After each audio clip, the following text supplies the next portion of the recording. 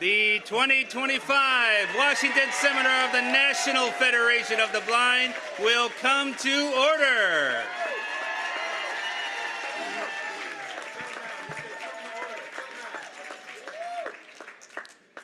We the people.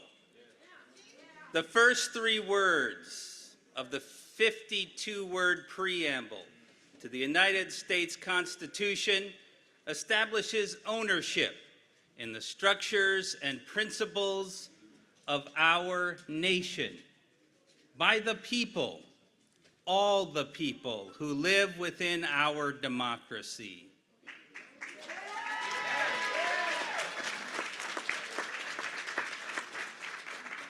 In operation since 1789, the United States Constitution is the world's longest surviving written charter of government.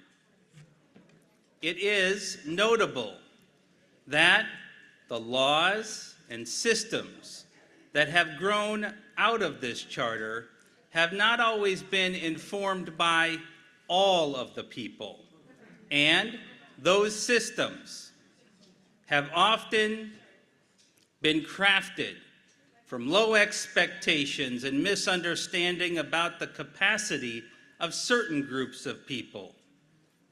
We know this to be true because we, the blind of this nation, had limited access to the halls of power during the first 150 years of the development of our democracy. We had not yet organized. We had not raised our collective voice, and the centuries of misunderstanding about us became the basis for action within the three branches of government. However, in 1940, we, the blind, formed our own Constitution and mobilized to influence the systems built upon the fundamental rights established under the United States Constitution. And from the beginning of the National Federation of the Blind, we have asserted that our nation's Constitution incorporates us on terms of equality, and we have joyfully accepted the responsibility of helping to shape our nation.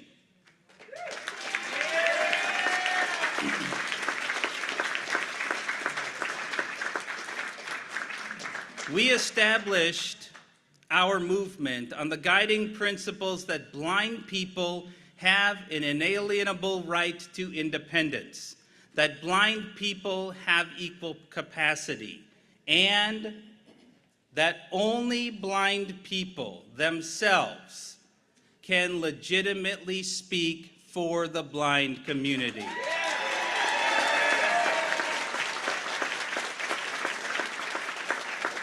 And from the beginning, our blind elected representatives have been dispatched to influence leaders in all branches of the government. And as we grew our movement, we made an annual commitment to show up, to be heard in the first branch of government. And we have faithfully fulfilled that commitment year after year through all forms of weather, government shutdowns, and even a worldwide pandemic. We have consistently come to have our voice heard.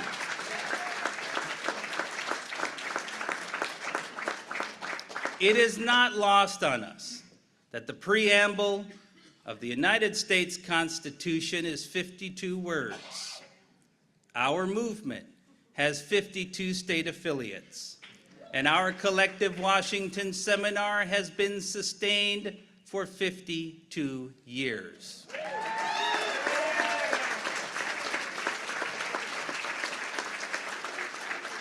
In honor of this, we offer our own preamble to our annual gathering in Washington, D.C.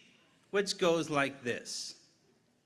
We, the blind of the United States, in order to shape a more perfect union, enhance justice, improve domestic tranquility, contribute to the common defense, promote the general welfare, and secure the blessings of liberty to ourselves and our posterity, have come to exercise our rights under the Constitution of this nation.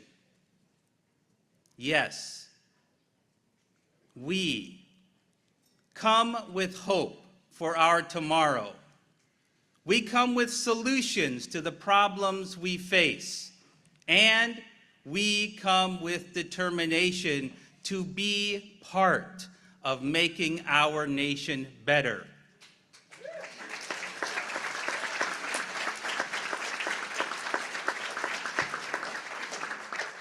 We know that there are challenges, but we're standing strong. We'll fight it all together. Working every day, we're going to make it better. We know we're not alone. We are the National Federation of the Blind.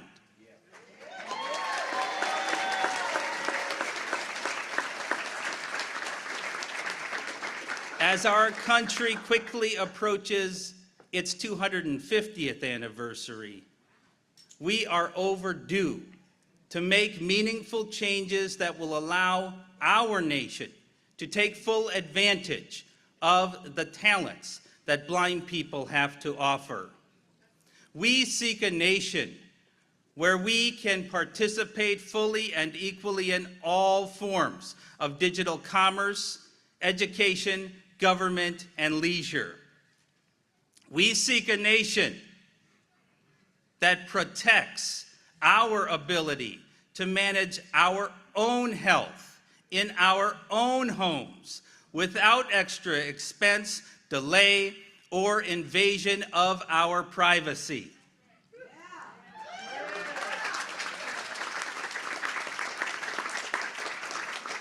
We seek a nation that supports our independence, incentivizes our advancement in the workplace, and affords us the opportunity to contribute more to the tax base of our nation.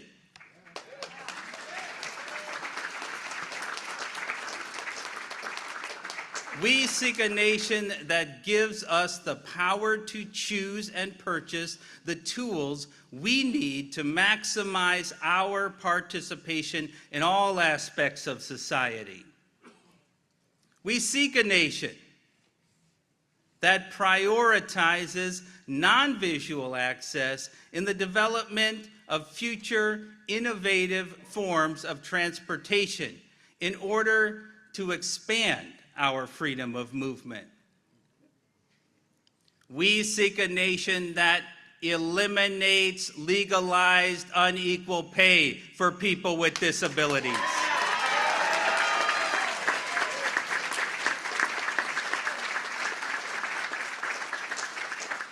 And we seek a nation that will never go back on its commitment to and enforcement of our rights to live and work on terms of equality.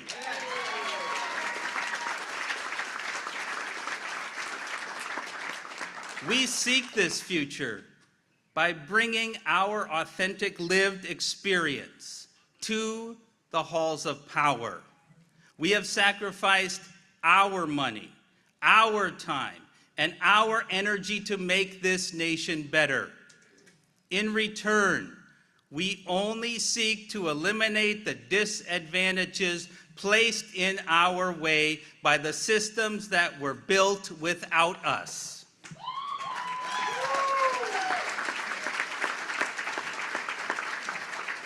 We bring one voice, one heart, and one unwavering commitment to Washington, D.C. This is why the blind will never again be left out of the decision-making in our nation. This is why we will not set aside the progress we have made. This is why we will not allow misunderstanding about us to hold us back any longer. We come together, we raise our voice together in order that we, the blind, can fulfill our rightful place among we, the people. This is the significance of the 2025 Washington Seminar of the National Federation of the Blind.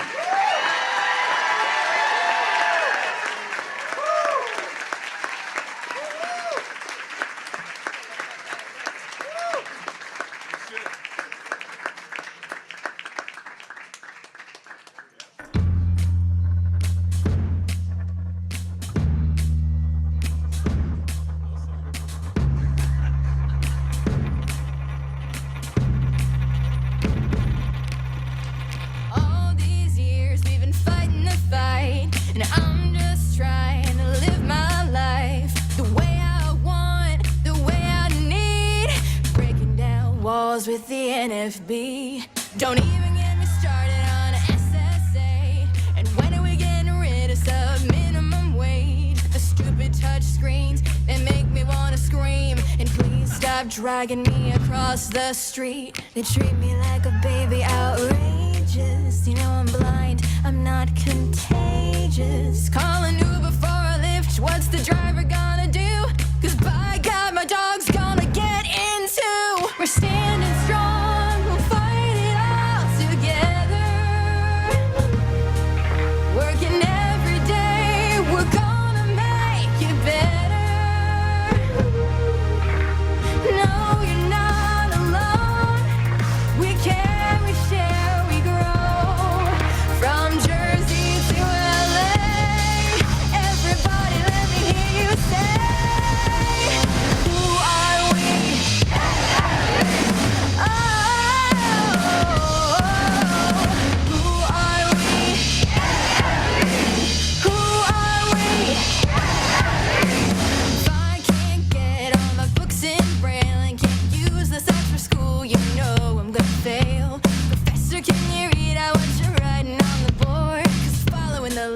What they're paying you for.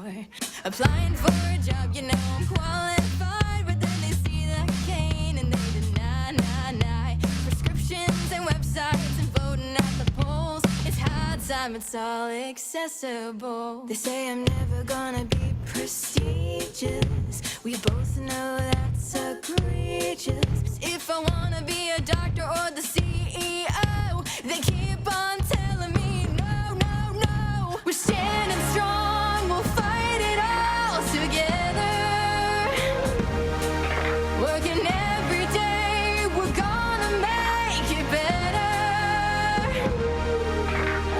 No, you're not alone. We care, we share, we grow. From Jersey to LA, everybody let me hear you say, who are we?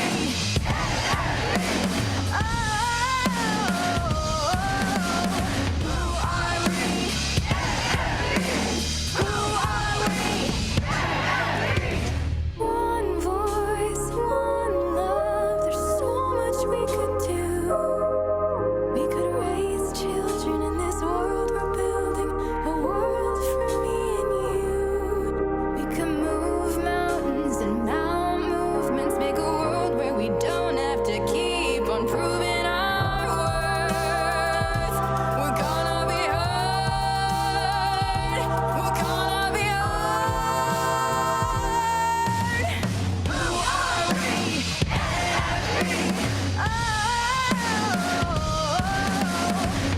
are we? Who are we?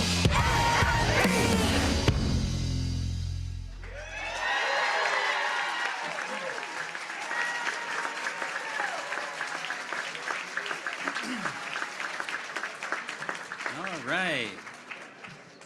Well, this is a new song put together. I don't know if you like it or not. I'd like to thank Kaylee Brindle and Tim Elder and others who contributed to it. It will be available to you soon if you like it. Some people caught on, so. All right. Okay, so you ready to do some business? All right, okay, great. So welcome to the Washington Seminar. I'd like to acknowledge a number of dignitaries who are here this evening with us in person. Of course, many members also tuned in on Zoom across the country, but first of all, much of the board of directors of the National Federation of the Blind is here, including our first vice president and chairwoman of the board, Pam Allen.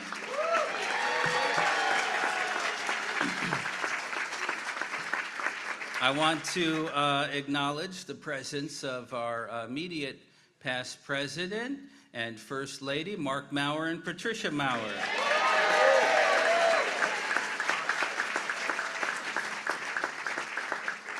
And we have many dignitaries here, but one from the government that I'd like to acknowledge, and that's the Executive Director of the United States Access Board, Sachin Pravitran.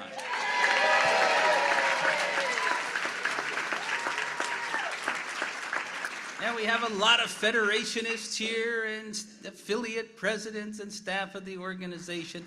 So thank you all for being here at this Washington seminar.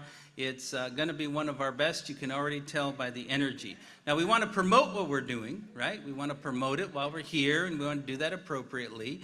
And so here to talk about some of the communications aspects on behalf of our group there is he's the newest editor of the Braille Monitor. Here's Chris Danielson.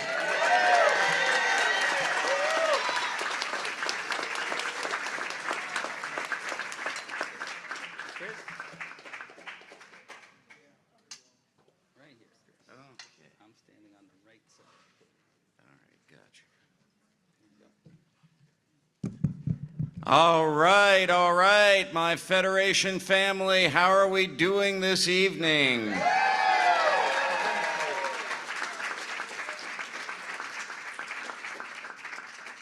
I am Chris Danielson, and as the president said, my new role is as editor of the Braille Monitor. I've done one or two other things in the past. And I want to welcome all the people who are here in person and, of course, virtually. And I want to tell you that whether you're in person or virtual, on social media or not, everyone can get involved in Washington Seminar. How?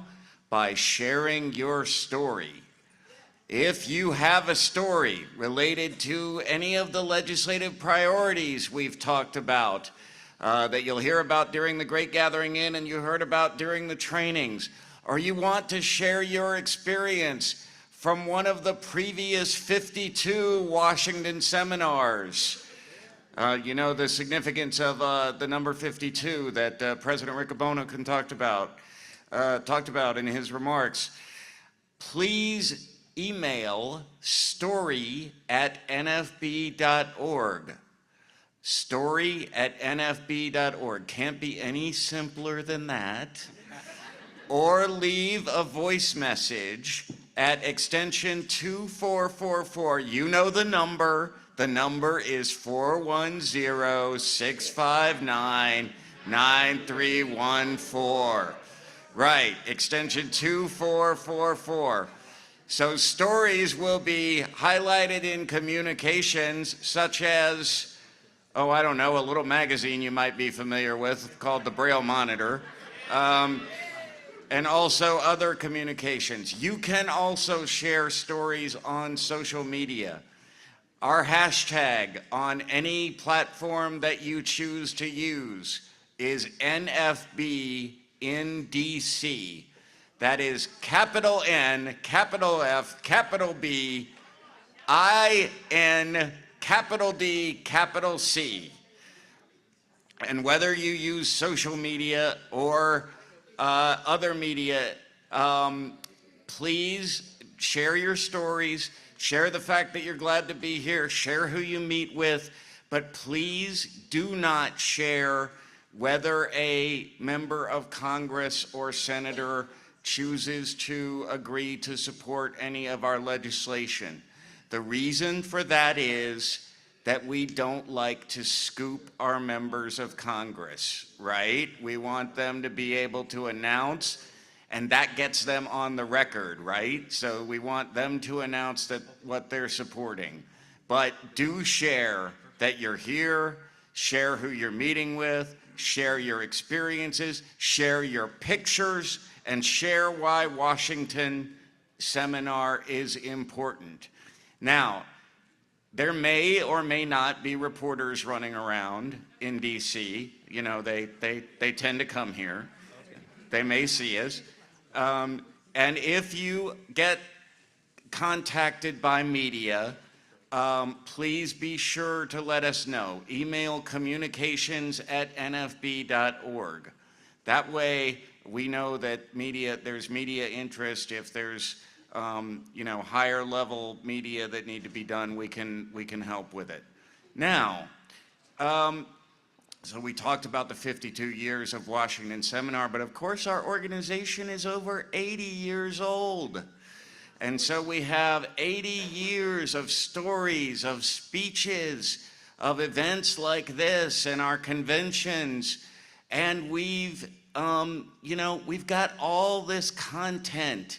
We have wonderful content. We always need more content, but we've got plenty of wonderful content. And our communications group that I still work with, I'm still part of that group. I work with the wonderful Stephanie Casconi and all the other folks on the team. And we've explored how to give more ways to access our new and archived published audio. So we are excited to launch with you tonight a new communications channel. And my wonderful colleague also on the communications group, Will Schwatka, is going to hit it. Broadcasting from the Jernigan Institute, you're with NFBRN, the National Federation of the Blind Radio Network. Yes, you heard that right. NFBRN, the National Federation of the Blind Radio Network, is now broadcasting legendary speeches, Kernel Book stories, Braille Monitor articles, convention highlights, podcasts, and more. That's Federation Audio, 24 hours a day on your smart speaker, by opening Nations Blind, or on radio streaming platforms. It's like a box of Federation chocolates. Dip into something good. Enjoy.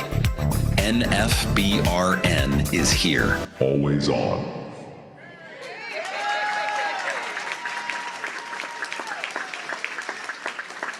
Yeah, how about that? NFBRN, the National Federation of the Blind Radio Network, is available now. It's on the Victor Reader stream.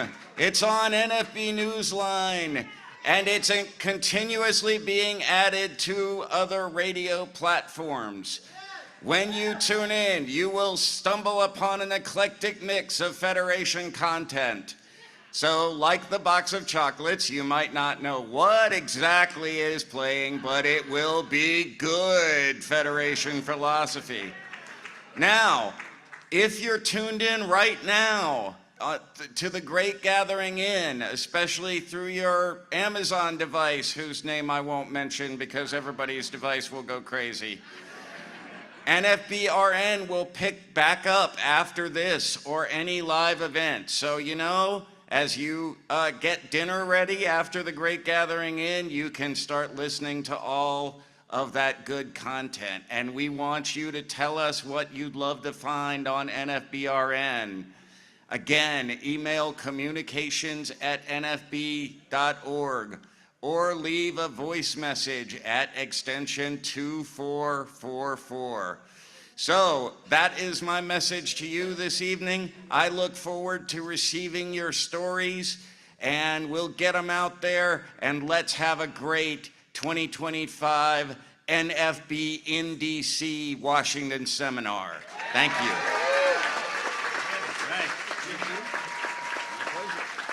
right, appreciate it. Got it.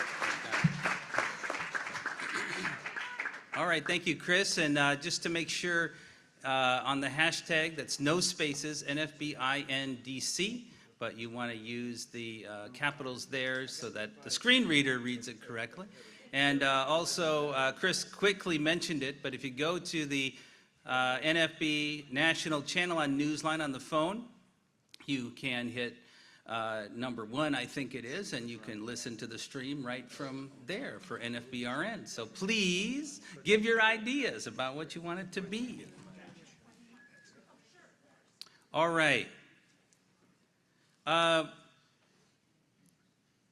going to now take a moment to make a very special presentation here at our 2025 Washington seminar. We often invite people to come speak at our great gathering inn, and we've had many great folks over the years, but it is much more rare that we invite someone to receive a special acknowledgement from us during the great gathering inn.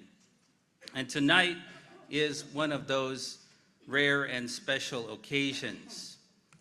Tonight, we're going to celebrate a great friend of the organized blind movement from Texas.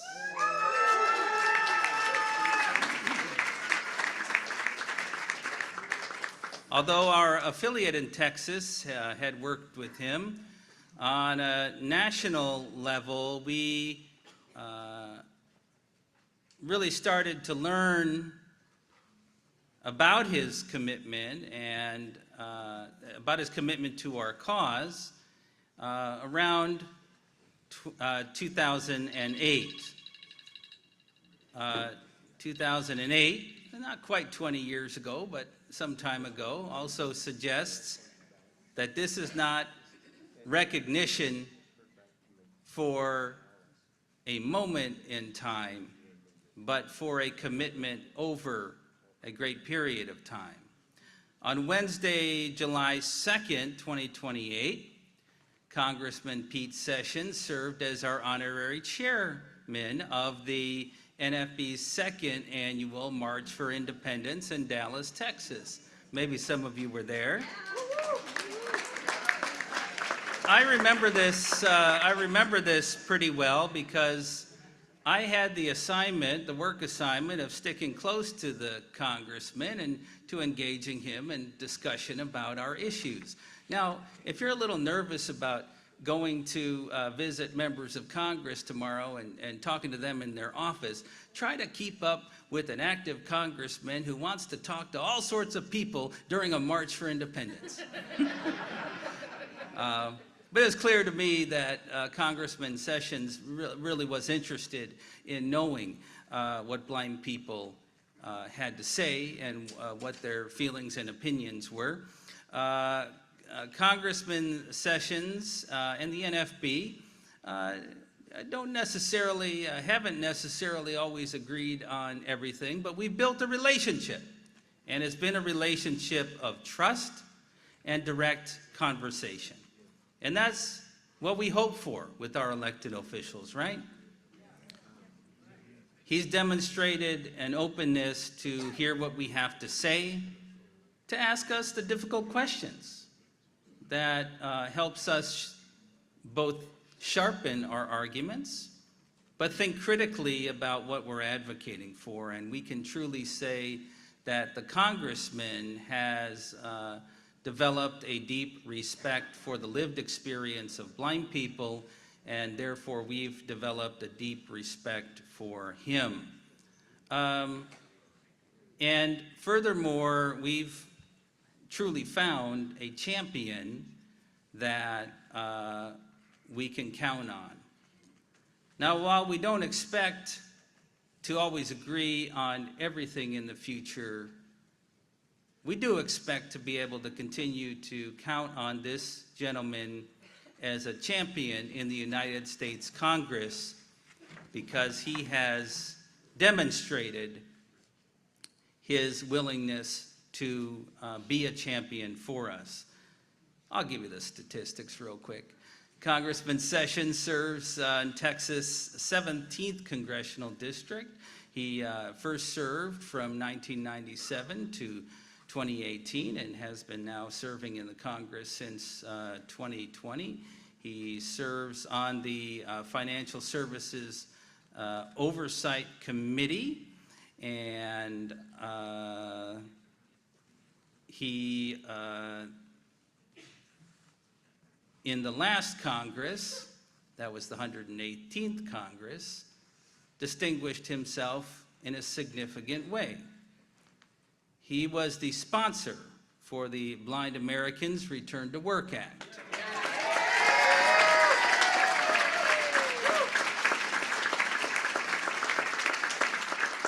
He was the lead co-sponsor for the Websites and Software Applications Accessibility Act. And he was a co-sponsor for the Medical Device Non-Visual Accessibility Act, the Access Technology Affordability Act, and the Transformation to Competitive Integrated Employment Act. Now, as it relates to the specific priorities of the National Federation of the Blind, that's a perfect record. And more importantly, and why we're here this evening, more importantly, he understands that the work is not yet done, and he's given us commitment to help get that work done. So I'd now like to invite our friend, Congressman Sessions, to step up here. I'm going to hand him this plaque, and then I'll read the text on it. Thank you very much. Very nice. You hold that, I'm going to read the text here. So I've given the congressman this plaque that has Braille and print on it. We had to put print on it so he could read it, you know, providing an accommodation. Yeah. It reads as follows: the National Federation of the Blind Distinguished Legislator Award presented to Representative Pete Sessions for sponsoring the Blind Americans Return to Work Act and for co-sponsoring other legislation to advance the lives of blind people in the 118th Congress. Your leadership, hard work, and dedication for blind Americans were unparalleled. Together, with love, hope, and determination, we transform dreams into reality. February 3, 2025. Here's our friend, Congressman Pete Sessions. Thank you. Thank you. Thank you very much. I was in the overflow room for about the last 20 minutes. And the overflow room is doing great also. But you know, it's always good to come and be where the microphone is.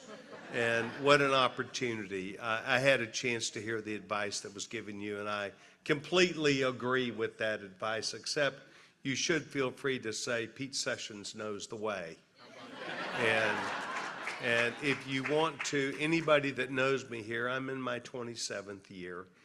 Anybody that's on the Hill that has been here more than a few years knows that the advocacy that I strongly hold for this issue and for the men and women, the people who not only live with these conditions but believe in the cause, because there's a lot of us that believe in the cause who necessarily, you know, can see their way around. But that should give us sight to understand how important this is to help other people. Much of what has been talked about tonight is, while it's all true, we need to keep making progress. I think that many Americans, when they come into contact with perhaps a person in their family or perhaps a person necessarily like you, will understand firsthand about the need and the want and the desire that this country has to do the right thing. Years and years ago, I took part in a dining in the dark, something that you do every day. It's an experience. It's an experience that people like myself don't forget. It's also an opportunity for us to understand why there's so much more that we can achieve in this endeavor. You've heard talked about, perhaps, and I struggle. It's hard for me to remember when we're apart. I'd remember when we're together, but years and years ago, there was a big conversation about Apple, and I sent a letter to the chairman of the board of Apple. He didn't like that. But we got Apple to change what they were doing, and it worked. And you can...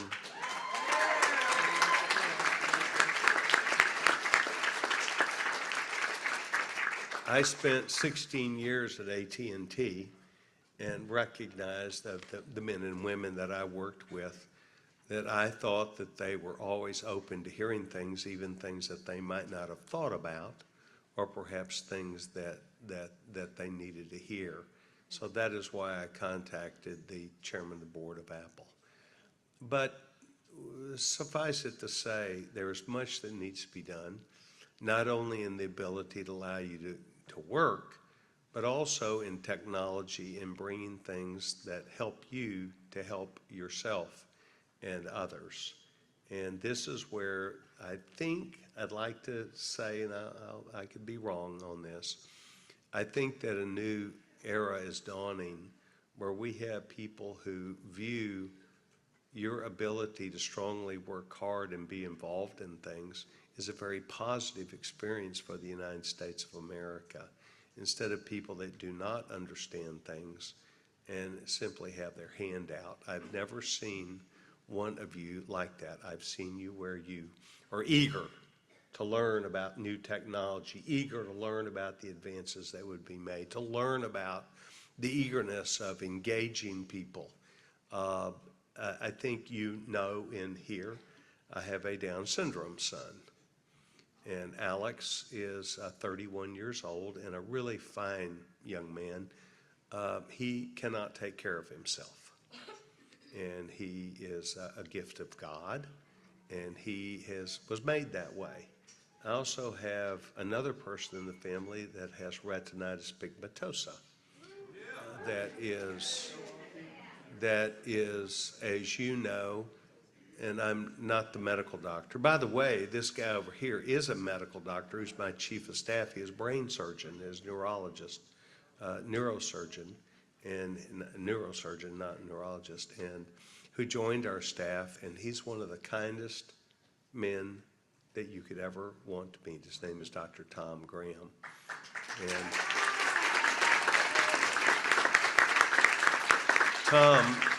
Tom has advocacy when people literally are scraped off of a road embankment because of a car wreck and brought in, and he tries to put them back together. But well, here's my point. My point is that with RP, it can be hundreds of mutations. And it is hard to do 100 FDA trial. It would cost 100 times, $1 billion, literally. And if it were just $1 million, we could get it done. It is an intricate process to figure out the things which need to be done, but they are well on the road. So I have stayed after National Eye Institute, and I have been after a good number of people to please make sure that we continue to not only fund research, but find answers. And the answers will be available to all of us, but they've got to get done. So in the meantime, we come to Congress. I would tell you that we will pass things this year which were not available to us last year. I will tell you that things, because of some competitive nature that I'm going to bring to bear, will allow us to more openly not only talk about these issues, but the fairness issues that are related to them. And so I will accept this award. I will tell you that I get visited. I get visited by the guys in Texas. I will tell you that I will keep my faith and to that, and would want for you to know how sincere you are in approaching us to work with you. And that's what every member of Congress needs to know, that it's a sincere attempt by each of you to look for the answers. You're not going to sit back, but you have consistently come from the same direction. So this year, we're going to get done perhaps these 4 pieces of legislation. We're going to get mine done.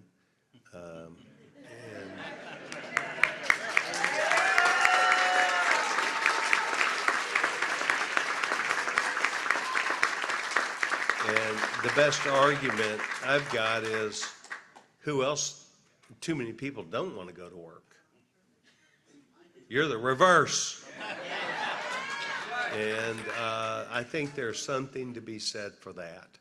And so on behalf of myself, my family, my office, I will tell you this. Please always feel free to tell any member of Congress, a senator or a member of Congress, Pete Sessions is with us, and we'd like to have you too.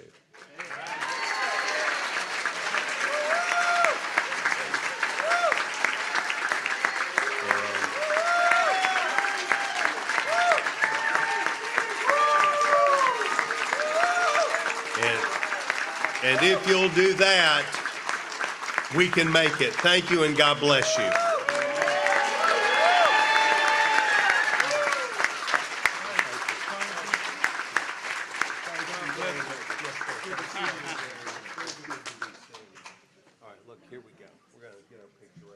All right.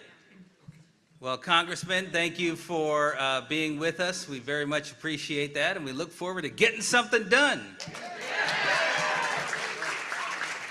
We have a number of program announcements to get to, so to start that off, I'd like to introduce our Executive Director for Blindness Initiatives. Here's Neil Lewis.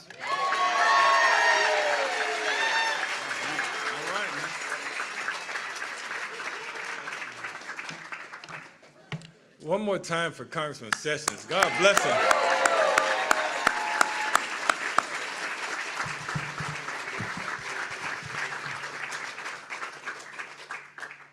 I am honored to be here.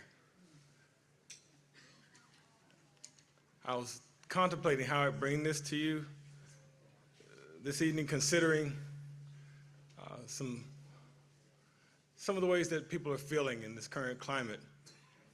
And I want everybody to just stay focused and stay strong. So I offer it to you this way. In this space, we come together on one characteristic: blindness. In this space, all of the other stuff doesn't matter. We know through our history that it is the collective action of this movement around that one characteristic of blindness that makes us powerful. And that's one thing I want people to understand. I love quoting the old quote of power concedes nothing without a demand. But that's spoken from the perspective of those who are powerless. We have power. And our perspective is power works with a shared relationship in a way that transforms the world. And that's what we're doing, transforming the world.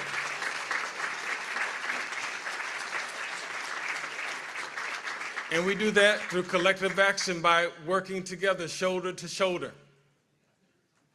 But I, as well as you, know that it's the heart of the Federation that really gives us our true power. So I say shoulder to shoulder, and you say heart to heart.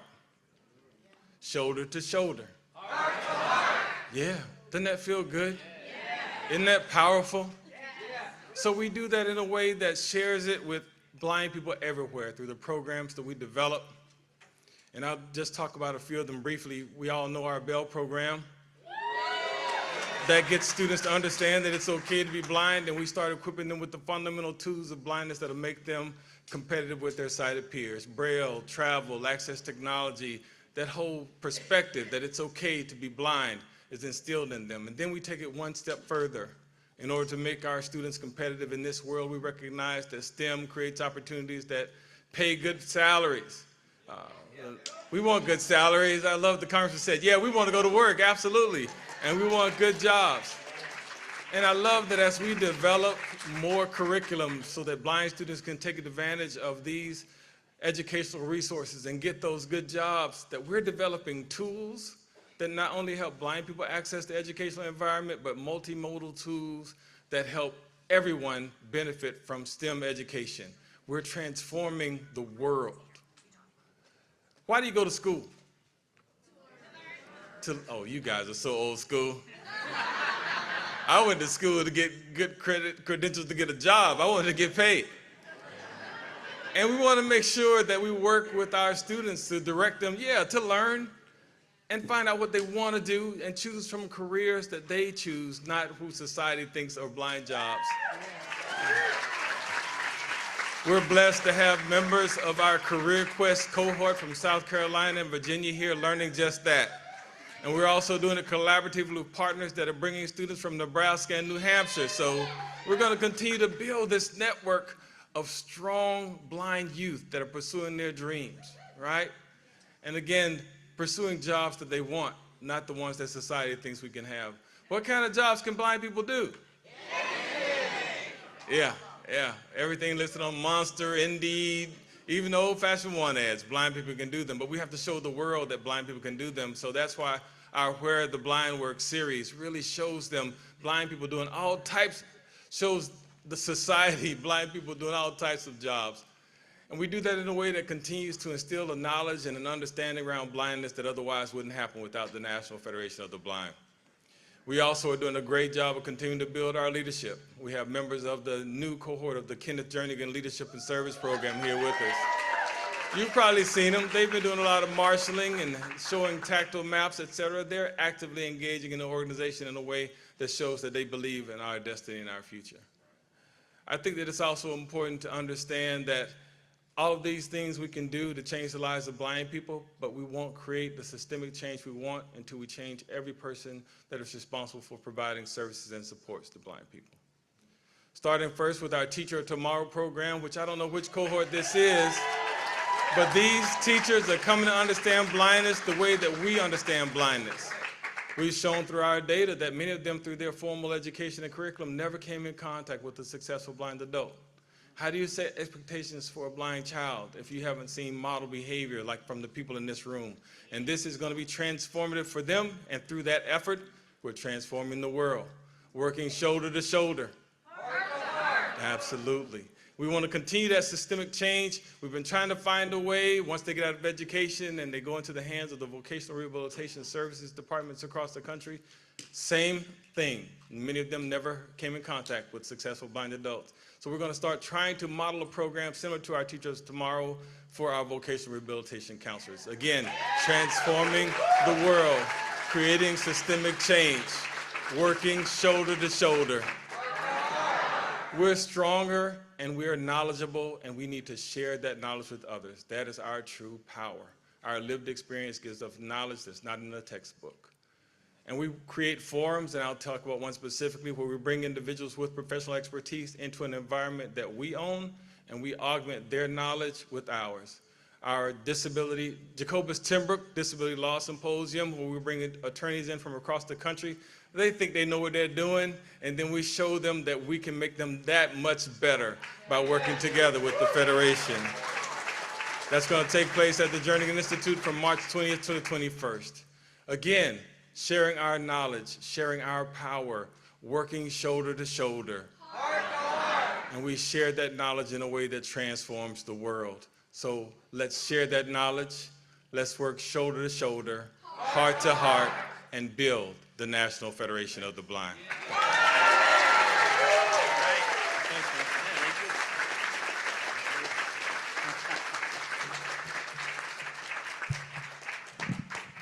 right, thank you, Anil. We have a lot of logistics that go into the Washington seminar operation, and we have a core team that works on that. They operate our headquarters room. Some of us know it as the Mercury Room. Won't call it anything else, but the hotel had changed the sign on it, so we should put up there. We'll do that next year. We'll make our own sign. But if you're looking for it in the hotel, it's room 275.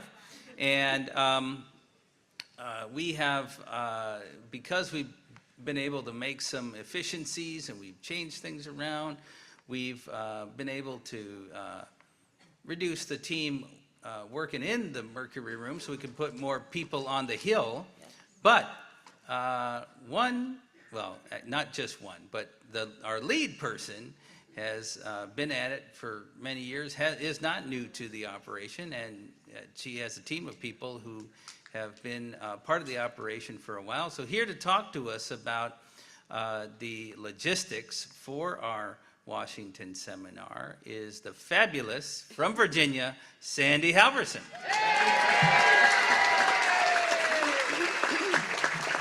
Well, let's see. Do I have to do something to this mic? Probably. I'm looking for the mic.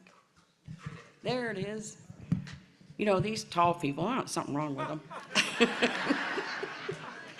Good evening, and welcome again to our Washington seminar. It's always exciting. I'm sure the people who are hearing about 275, or some of them are probably grumbling because the agenda said we were locking the doors at 4:30, and somebody called at, I don't know, 17 to 5 and said, I just want to come pick packets up. And I said, you got to do it tomorrow at 8, so sorry, doors are closed.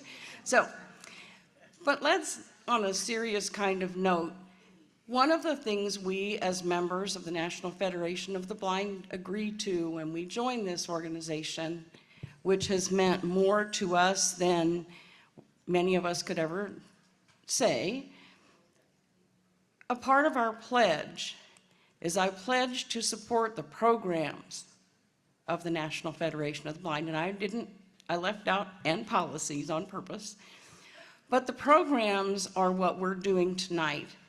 And this meeting room costs money, and other things that we do cost money. So we have a wonderful opportunity to help support the work that we do in a very meaningful way. So as our bucket brigade passers are passing among you, and I know someone wants to hit the head table, if you don't have, let me get my cash first now that I said that.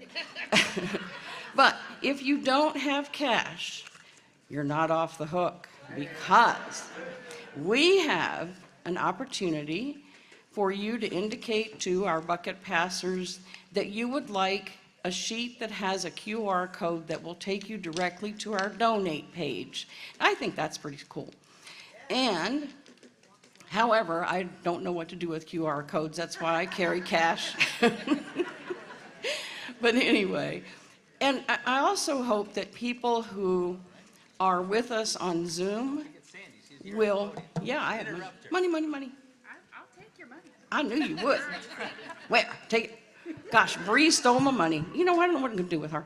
But I hope that people who are on Zoom, if you can, donate to us either by going to our website, finding the page. You can send a check. Yay, checks. I know a lot of people in this room don't like those either, but some of us do. And what really matters is that every donation that is made is recognized. You can also call our national office. I think somebody announced, a whole bunch of us cited the number a little bit ago, but you can call and get help using a credit card if that's what you need to do to get it done. So let's talk about hours. Tomorrow morning at 8 o'clock, I promise you, at 8 o'clock the door will be open, and if you show up a little early, it might even be open, and you can come on in. We're glad to help you. You'll find the friendliest 3 of us that you'll know. And We will be open until 4:30, and that's because of the reception that I think probably is going to be talked about. And then on Wednesday, we're open from 8 to 4:30, and Thursday, we are open from 8 to 11. So if you thought you were going to come and get something, oh gosh, my cane broke at 11:15. Sorry, guys, can't help you. So let's talk about canes. If your cane breaks and it makes sense to replace it, I can tell you mine broke last night. The elevator snapped my D cane right in half. So I now have a new cane, thank us very much. You can come to 275. However, no cash, no cane. Won't do you any good to come, oh, I'm really sorry. I'm on my way to the airport and I can only do a credit card. Well, take that broken, busted cane you got and good luck to you. So, do we have folding canes? No. Somebody said, do you have slates and styluses? Well, no. But you can call 410-659-9314, and our Independence Market folks will be happy to help you with that. The cane supplies that we have are for the very situation that I was in, and I got to tell you, it's really weird being down on the first floor in the main lobby, no cane in my hand. So, I have a new one. With regard to your visits on the Hill, we have members on our team who will enter the data you give for each of those office visits. You can tell us what they are, and we'll even let you sit down while you give your report. I mean, that's for those who have never walked on the Hill, you'll never be so grateful to have a chair to sit in. If you lost something, check in 275. We may have it, we may not. If you found something that was left in a meeting room, maybe tonight, maybe after the Wild Students, the NABS auction, I don't know, somebody bought something and forgot they bought it and left it under a chair. Anyway, that you believe belongs to someone else, please bring it to 275. And I'm not sure, I knew there was a question I forgot to ask our legislative folks. Are we collecting business cards? Yes, okay. So when you come to turn in your reports, you can drop off business cards.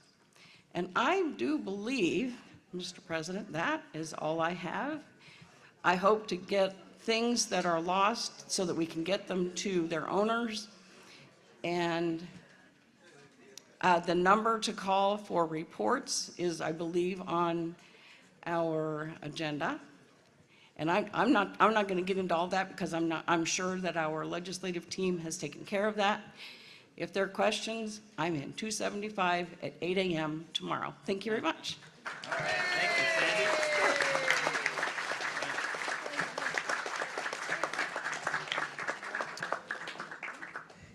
In honor of the great team that works on the logistics for this gathering, our Washington, D.C. affiliate would like you to know that tomorrow they will be offering free Krispy Kreme donuts.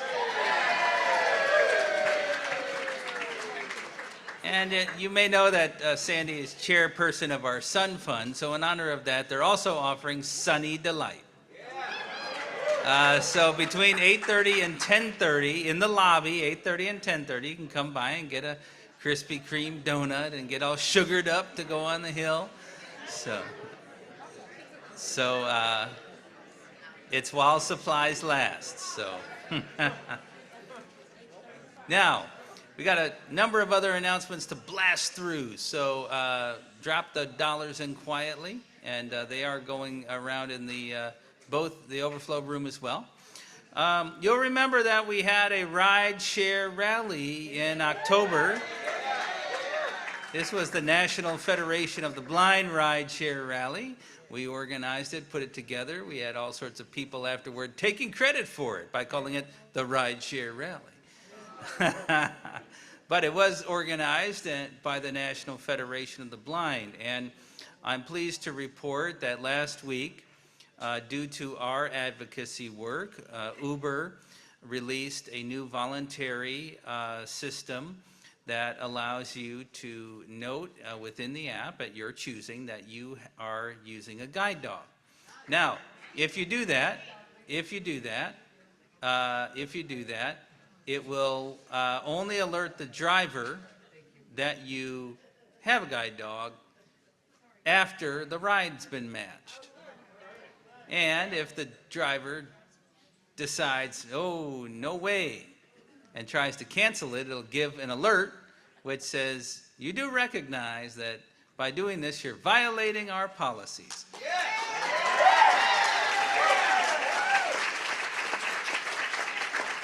So you should try it out. This is a great success. We've been urging this for some time. Now you don't have to volunteer the information. You can use the old method we've been using. It's up to you. You don't have to use it. Keep in mind, you're not obligated to use it, and they still have the same obligation to take you and your guide dog.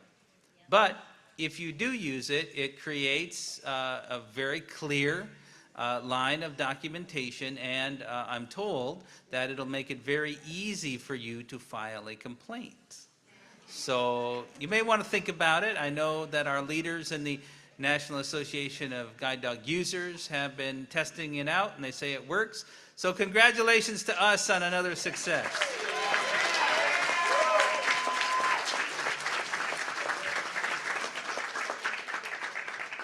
Now, Sandy's urged you to work on making contributions to offset the costs. There are real costs, and we have a lot of real work to do.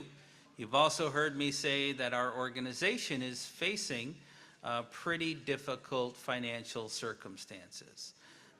We're working through that, but this is my appeal for you to do what you can to help bring new sources of income into our organization. And the best way you can do that is by asking someone to financially support the National Federation of the Blind. Our work is not any less important than it's ever been, and we have a lot of work to do, and we need dollars to make that happen. We're also thinking about the future, right? Even as we try to be very careful with the dollars we have, we're thinking about the future. And we remain committed to envisioning, designing, and building the future Museum of the Blind People's Movement. Now, this is a bold idea that's going to take a lot of resources. And at this Washington seminar, we've been gathering some impressions from members about museums and accessibility in museums, and what would we want to imagine in a Museum of the Blind People's Movement. These are things we should be talking about in our chapter meetings, at our affiliate conventions, because it will be up to the collective wisdom of blind people to imagine how we want to portray the movement that we've built and put together, and how we want to figure out new ways to communicate that, to educate the general public about our capacity. And you may have noticed the negative messages about us as individuals with disabilities haven't stopped. But we have a plan to counteract that, and that is the Museum of the Blind People's Movement. If you think you can help, if you have ideas, if you know people with very, very, very deep pockets that you're willing to ask to support this multi-million-dollar campaign, I would ask you to reach out to Allison Tyler, who's helping to manage this project at our national office. Her email address is atyler@nfb.org, or you can reach her at extension 2314 at our national office. This is our future-looking project. We're not going to have it tomorrow or next year. It's a number of years into the future. But we know that we're successful because we plan for the future. And we're building that future now. And even right this year in this Congress, we're going to make history that we're going to catalog and celebrate in the Museum of the Blind People's Movement. So please participate and give your ideas. Now, There's other areas that we're investing in as well. And technology, you may have noticed, is everywhere. Now, in 1990, we made a significant investment in our technology advocacy efforts by putting together the International Braille and Technology Center. Yeah, absolutely. And we thought, I don't know, 35 is a good number. So we thought, you know, we really should examine closely, refresh, and re-engage our efforts on accessible technology, what it is, what our role is, especially as we have these huge technology companies that are playing in all sorts of new spaces that we would have never imagined. I mean, 1 year ago, sitting here, nobody was wearing smart glasses. Clap if you're wearing Meta glasses right now. Yeah. All the people in the back of the room. Yeah. I want to get a really wide shot. Let me sit in the back. Yeah. Yeah. Yeah. Only if we were getting a commission on those sales, right?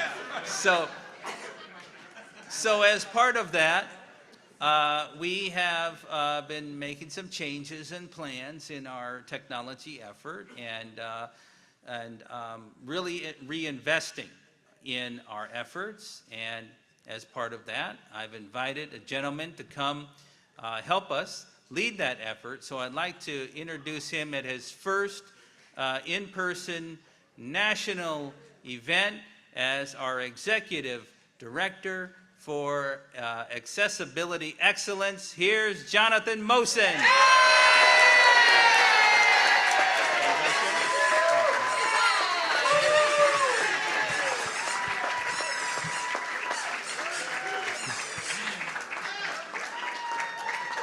Thank you. Thank you, President Riccobono, and good evening, fellow Federationists. Wow, that does feel good. Through the creation of an Executive Director of Accessibility Excellence role, President Riccobono has signalled clearly that we're ramping up our technology advocacy efforts. We're talking regularly with big tech, including Apple, Amazon, Google, and some of the major AI companies that are doing this cutting-edge work at the moment. Our relationship with Microsoft remains constructive, and we have got Meta to come to the table.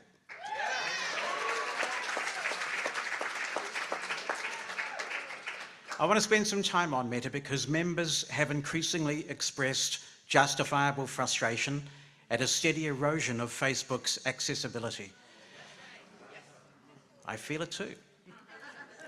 Because the issues with the main Facebook desktop site, which remains unresolved, many blind users of desktop platforms have felt more uncomfortable with that site and therefore have been using the Facebook mobile basic site. Now, this site contained old code, and according to Meta, it posed a security risk, so they switched it off, leaving many blind people struggling for access to Facebook just before the holidays. Thanks to the advocacy of the National Federation of the Blind, Facebook has now provided a way for desktop users to get to the new mobile experience similar to the one used by their iPhone and Android apps. Now, we're glad that the train has left the station, but we are far from at our ultimate destination. This is not a perfect solution, but it is a pragmatic temporary workaround to give those excluded users some degree of access back while the work is ongoing. They are also rolling out several fixes to the iOS app. We're also having input into how Meta might make their Ray-Ban Meta Smart glasses an even more powerful tool for blind people. And now I'm here to ask for your help. The more information we have on issues that you're experiencing, the better equipped we are to provide these companies with useful data. If you are experiencing an accessibility issue with technology, please let us know. Visit nfb.org/SENA, That's nfb.org/CENA. And on that page, you'll find a link for the Self-Advocacy Toolkit and tracking form for non-visual accessibility. Tell us about any accessibility issues you're seeing via that tracking form. The toolkit is a suite of resources to assist you with reporting accessibility issues to any company. We want you to have the tools you need to report an accessibility problem, even if you don't consider yourself a techie. Techie or not, we all just want this stuff to work.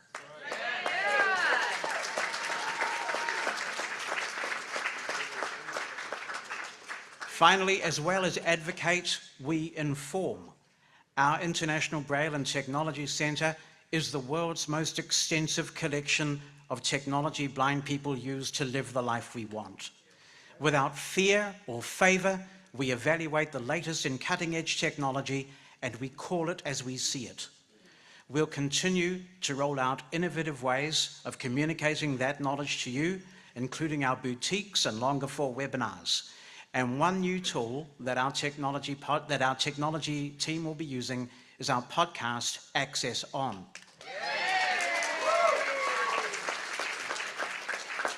We feature news about our advocacy efforts and interviews with movers and shakers. No one person or small team can possess all the knowledge of something as vast and fast-paced as technology. So Access On is one way for us to do what the Federation does best, provide a means for blind people to help other blind people by sharing our knowledge through written and audio contributions. It is a brave person who predicts the future of technology, but I can predict one thing with absolute certainty. Blind people will not be passive about our destinies. The blind will shape the products we use, and as a result, tomorrow will be better than today.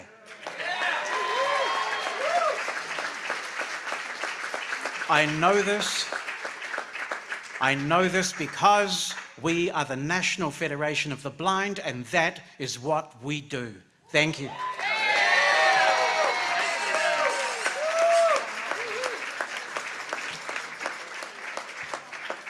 All right, thank you, Jonathan. All right, we have a lot of work to do still, so hold on, don't go anywhere. For a very quick announcement, I would like to introduce the second vice president of the National Federation of the Blind. Here's Everett Bacon. Right here? Okay. Thank you, President Riccobono, and notice I didn't get the love that Jonathan got. Man. That's all right. That's all right. I'll work for it. I'll get there. Okay, so I'm here to talk about a very important award. Every year at our national convention, we honor innovators that are a positive force for blind people, individuals and organizations. We call it the Dr. Jacob Balatin Award in honor of Dr. Jacob Balatin, the first ever blind doctor. So we are looking for all of you to put your heads together and nominate or give a recommendation letter for these awesome and outstanding positive forces, individuals and organizations that exist out there that are changing negative perceptions, that are breaking down barriers, that are positively changing what it means to be blind. So please go to nfb.org and you can do /Bolotin, B-O-L-O-T-I-N, or if you want to just Google B-O-L-O-T-I-N, you'll come right up. I just tried it a second ago, so it'll take you right to the page. And what's really cool is we've changed the application process this year. We heard a lot of feedback that it wasn't clear which one's the nomination application or which one's the recommendation letter. You'll notice now there's a toggle button that takes you directly to the nomination side or the recommendation letter side. And you're gonna love it. It's gonna work really great. Now, so go out there and show us who the innovators are. Thank you.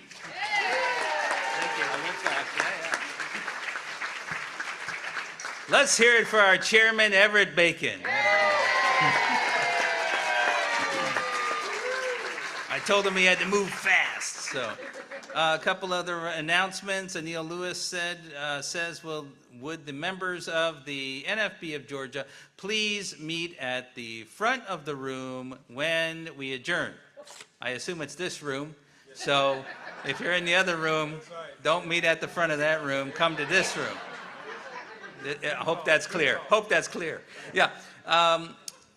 If you're in Ohio, just speaking to now members in Ohio, we need members in Ohio who use Exact Care Pharmacy. Exact Care Pharmacy is an online pharmacy.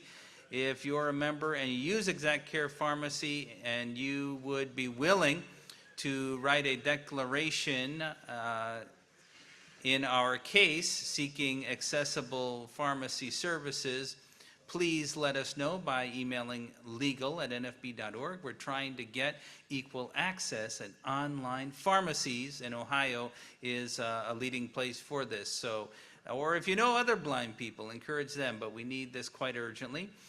One other announcement before I get our advocacy and policy team up here. Who's going to be in New Orleans July 8 to 13?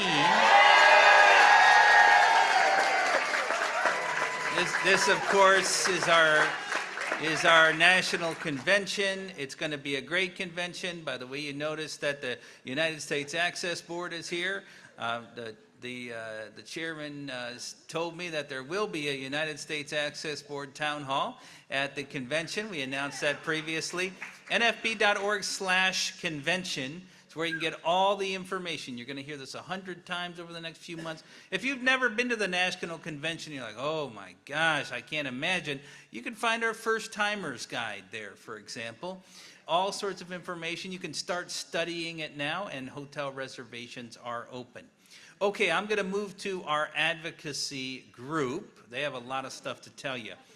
And let me just say that we decided in the last week that we should revise our strategy, knowing that this enthusiastic team of great advocates would be on the Hill. You know, the Federation has it's been said many, many times that the F is for flexible. And our priority is not simply to come to Washington, D.C. and spout facts and figures. We're looking to get real stuff done, as Congressman Sessions said. We want to get bills passed. And we also want to take advantage of the opportunities with where the leadership in the nation is, and we want to make sure that all of you are well informed about what's happening. In the last couple weeks, there's been a lot of speculation, especially about meaningful programs for blind people. And we want to make sure that we can identify those members of Congress that are with us and those that aren't with us. Because we know how to count votes, right? And if we can find our friends, we can build up our friends to help us get those votes. And so John Perret and the team's going to talk more about this. They've been doing a tremendous amount of work, and I would say it's a small but mighty team. If you haven't gotten to know them, you should, but you will know them really well after the next 3 days. So here is our Executive Director for Advocacy and Policy, John Perret.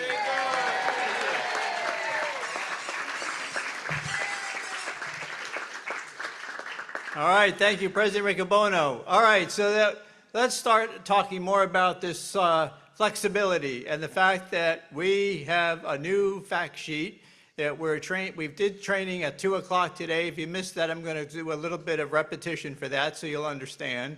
We're urging you in all of our meetings to bring up the following fact sheet that will be on the front left part of your folder. It's the very first thing. It's laws the blind depend on. We're all here, and there's 3 laws that we particularly want to protect. We want to make sure that Congress doesn't do anything to undermine the Rehabilitation Act. That's been in effect for 52 years, since 1973. It provides critical civil rights protection in the various Section 5, 501, 503, 504, and so forth. You don't necessarily have to have all that memorized. We do have the fact sheet. It's in the packet. It's on the web, and we have it in Braille. It will be at the front of this room in case you want to study that up a little bit. But it's those civil rights protections, and of course, it creates the rehabilitation program. That's essential. That's number one. We need to protect it. Number two, the Americans with Disabilities Act. We need to protect that. That's with Title I and employment protection, Title II, protection with accessibility for state and local government, and Title III, protection in places of public accommodation. Next would be the Individuals with Disability Education Act. Many of us have needed or had IEPs. We wouldn't have that. That bill is what created the whole IEP process and the Braille presumption. That's essential. That, going back to its predecessor, goes back to 1975. That's 50 years. So that first bill has been in place for 52 years. The ADA, 35 years. This other one, 50 years. That's 137 years of bills that we must protect. All right.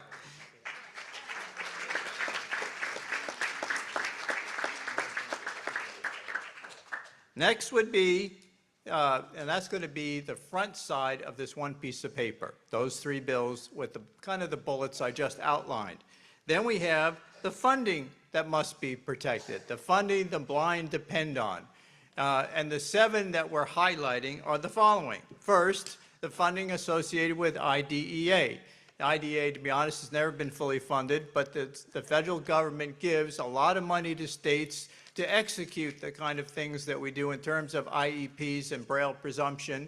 It's critical that that funding is continued. Second would be the Rehabilitation Act. 79% of the money for rehabilitation comes from the federal government. If we don't have that, we won't be able to get the vocational rehabilitation we need to get jobs. There's some terminology that you could use that'd be particularly friendly or might be receptive to Republicans. I like to say, I'm building on what Anil said a little bit with education, the education and the vocational rehabilitation is spend a little, save a lot. By spending a little bit of money to help make sure that blind people get a good education, that we get good vocational rehabilitation, it helps ensure that we can work. If you were to go to one of our training centers for 9 months, you then might have a lifetime of employment. This is a good investment for the federal government.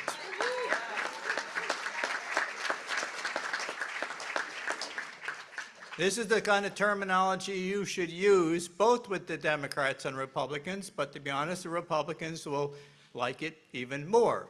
And since the Republicans are in the majority in both the House and the Senate, we want to make sure to help try to sway them.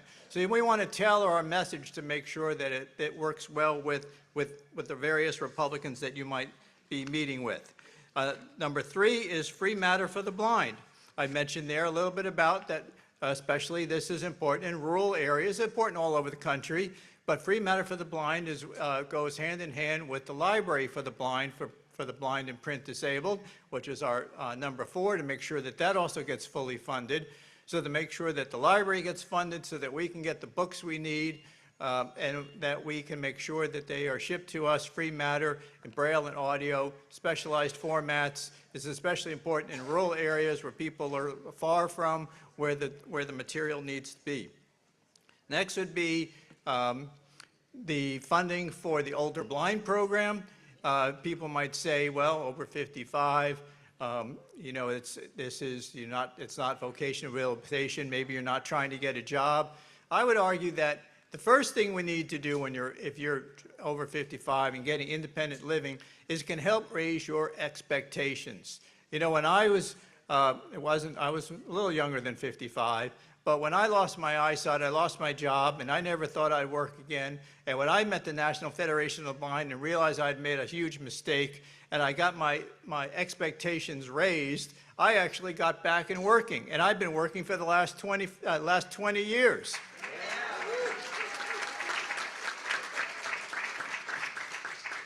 All right, number 6 would be the Protection and Advocacy Program, and number 7 is Medicaid. Medicaid, you can also mention is cost saving. It's a lot less expensive if people can stay in their home. It's what we prefer. It's less expensive than going into some kind of institution. Hopefully people will realize that and know that that is the right thing to do.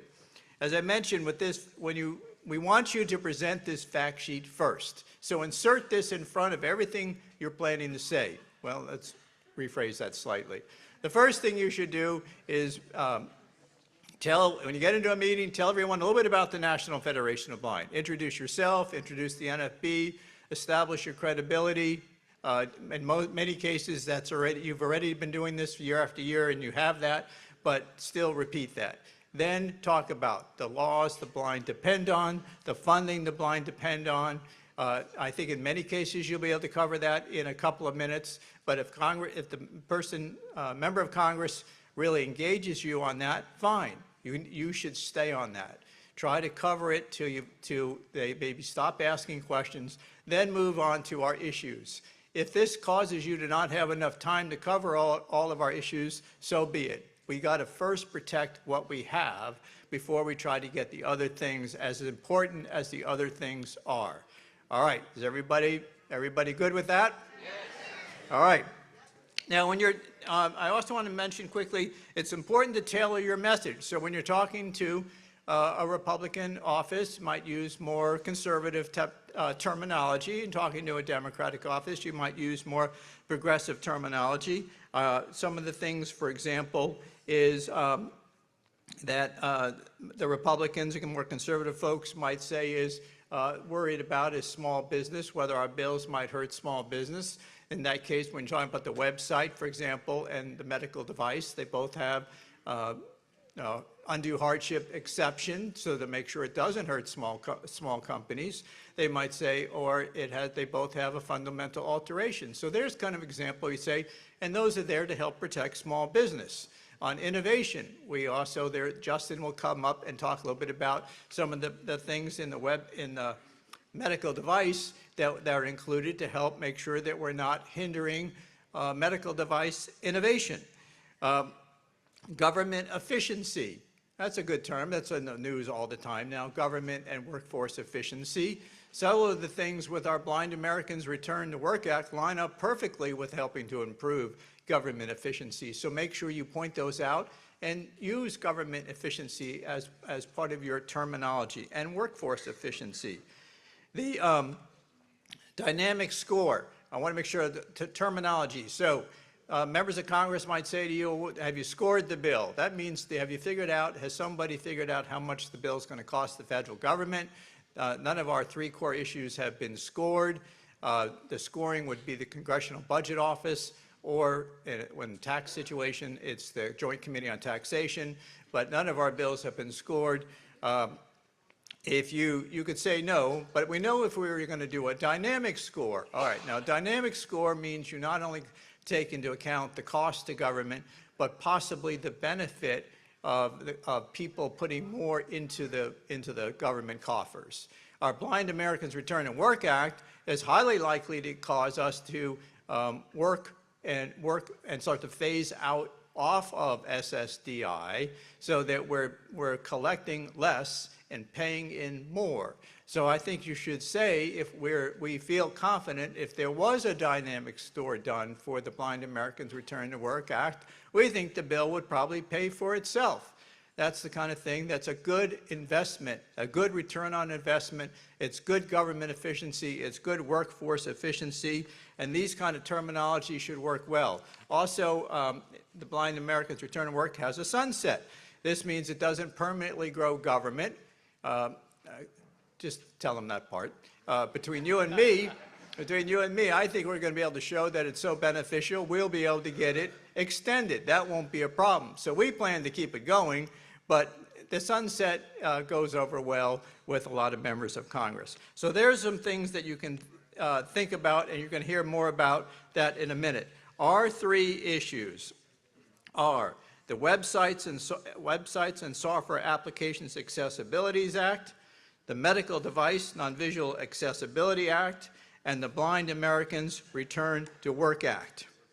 When I think about the 118th Congress, and as we transition now to the 119th Congress, I think about John Paul Jones and the story about him. On September 23rd, 1779, John Paul Jones was engaged in a vicious fight with the British and his ship, the Bonhomme Richard. His ship was very badly damaged, and the two British warships who were at the time winning the battle signaled to him and asked him if he would like to surrender. As you probably know, he said, "Surrender, I have not yet begun to fight." We demand that websites are accessible. We demand that medical devices are accessible. We demand that we are able to work and move up the ladder without financial penalty. We will not give up. We will not relent. And just like John Paul Jones, we have just begun to fight.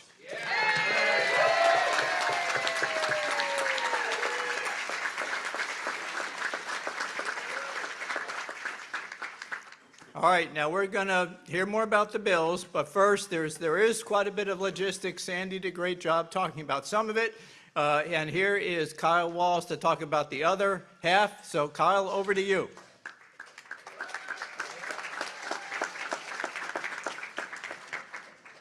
All right, thank you, John. So for those of you who were here last year, you might remember that I tried to make a mundane report about logistics a little more memorable. For those of you who weren't here, I'll give you the Cliff Notes version. Peter Piper picked a peck of pickled peppers. But now that we're 1 year later, it's time to move on. So let me quickly quantify our quixotic quest to improve the quality of life for the blind. The first topic that I want to discuss is room 275. Room 275 is where you will pick up two very important items for this week: your Hill appointment packets and the individual member of Congress information sheets. For the Washington Seminar veterans, you know what both of these are, and there's a good chance you've probably picked them up already.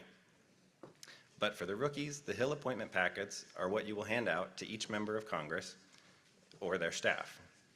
When you open each packet, on the left side, as John mentioned, we have just put in our new fact sheet, and we also have the fact sheets for our three core legislative priorities. On the right side are the brochures for the National Federation of the Blind and NFB Newsline, as well as a sheet that briefly details some of our additional legislative concerns and a flyer about our scholarship program.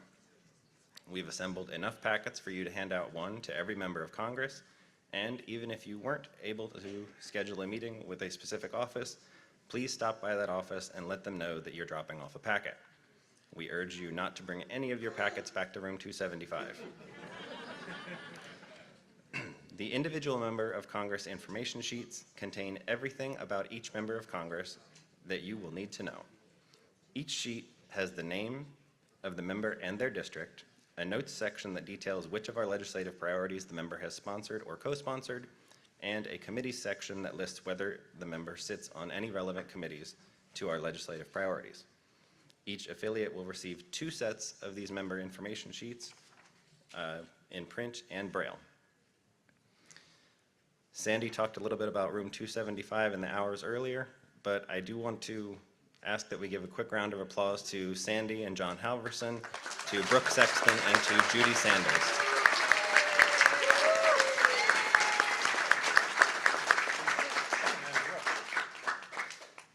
All right, now that you've gotten your packets and your member information sheets, it's time to actually get ready for your meeting. One of the most important things you can do in that regard is to enter the date, time, and location of your meeting into the Washington Seminar portal, along with the name and contact information of who's leading the meeting on the Federation side and the name of the staff contact in the member of Congress's office. There are several meetings, well, a lot of meetings that have come in, and Utah, I saw that one that came in at 4:50 just before this started, so kudos to you for that one. If you haven't already entered this information into the portal, please do so as soon as you can. But we're not quite done with the portal just yet. Now comes the most important part. Once you've had your meeting, it's time to enter the rating into the portal. These ratings create a database for us in government affairs to use that lets us know how all 535 members of Congress feel about our legislative priorities. The ratings for each issue are yes, no, undecided, or not discussed. So let's talk about those for a bit. Answer yes if you got a firm yes on the issue from the member of Congress or their staff. Answer no if you got a firm no on the issue. Answer undecided if the response was not definitive one way or the other. And answer not discussed if you just maybe got into talking too much about the new fact sheet or one of the other issues in detail, and just you weren't able to get to an issue. Additionally, there is a space below each rating in the portal for comments. We are strongly encouraging you to please use this space, as it can provide some extra context to the answers that you give. We would especially like you to use this space to write the name of staffers that you spoke with. For the new fact sheet about the laws and funding that we're trying to protect, we don't have a space for that in there. We weren't able to update the portal in time to get that fourth one in there, but please email that information about how the member feels about the new fact sheet to Lindsay at lwalsh, that's LWALSH, at nfb.org. If, for whatever reason, you are unable to use the portal or you simply don't want to, there are two other ways that you can report your meeting and rating information. The first is by sending an email to hillappointments@nfb.org, and the second is by calling room 275 directly at 410-659-9314. You might recognize that as our main number, and then use extension 2750. Now that we've talked about your meetings a little bit, let's discuss our congressional reception tomorrow night. This year's reception will be in the Kennedy Caucus Room, located in the Russell Senate Office Building, or the room number is SR 325. Tomorrow evening's reception will be from 5:30 to 7 p.m., and the room will be set up with seating all around the perimeter, large round tables with additional seating, and some standing cocktail tables. We're expecting several members of Congress to come and speak, so please join us for what is sure to be a fun and informative evening. And the last item I'd like to discuss is our legislative debrief, which will be in this room on Wednesday evening from 6 to 7 p.m. And this will be the forum for you to let us know what kinds of difficult questions or feedback you're receiving from your members of Congress or their staff. And that's all I have, so I will send it back to John. Thank you.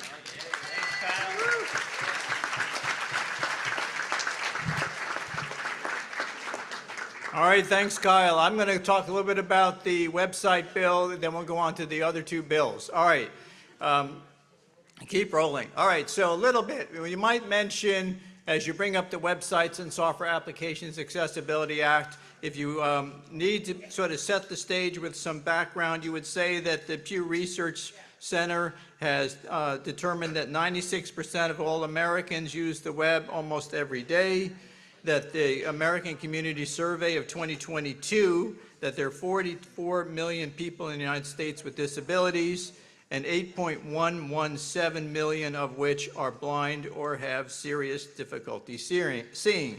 I only use that last phrase because that's what the U.S. Census Bureau uses. This is people who have self-selected and said, check the box that says, well, the question is, are you blind or do you have a serious difficulty seeing even with glasses? So, and those are the kinds of people who probably can't use a website without some sort of accessibility software, and that's 8.177 million people.